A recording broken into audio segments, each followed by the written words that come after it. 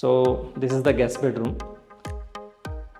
ఈ బెడ్రూమ్లో room సైజును base చేసుకొని క్లయింట్ రిక్వైర్మెంట్కి తగ్గట్లుగా ఇక్కడ కాట్ ఫేసింగ్ ఈస్ట్ ఫేస్ పొజిషన్లో పెట్టేసి ఇమీడియట్గా సైడ్ మనము డ్రెస్సింగ్ అనేది ఇక్కడ ప్లాన్ చేసాము.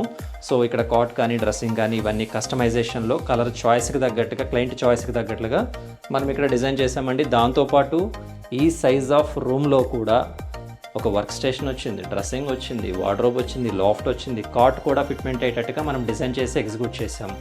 ఈ గెస్ట్ బెడ్రూమ్ అనేది టోటల్ సైజ్ ఆల్మోస్ట్ 10x10 ఆ సైజే ఉందండి. ఈ సైజులో కూడా మనం ఇలాగ డిఫరెంట్గా క్రియేట్ చేసామంటే so this is the foldable table అండి. ఈవెన్ స్మాల్ ఐరనింగ్ కానివ్వండి, ఈవెన్ మల్టీపర్పస్ ల్యాప్టాప్ యూసెస్ కానివ్వండి, మనం యూస్ చేసుకోవడానికి చాలా కన్వీనియంట్గా ఉంటుంది. ఎటువంటి డిస్టర్బెన్స్ లేదు. సో డ్రెస్సింగ్ కానీ ఇటు ఫోల్డబుల్ టేబుల్ కానీ చైర్ యాక్సెస్ కానీ ఈవెన్ డ్రెస్సింగ్ యాక్సెస్ కానీ ఎటువంటి ప్రాబ్లం ఉండదు. దానికి తగ్గట్టుగానే యాజ్ పర్ వాస్తు ప్రకారంగానే ఇక్కడ మనం అన్నీ సెట్ చేయడం జరిగింది.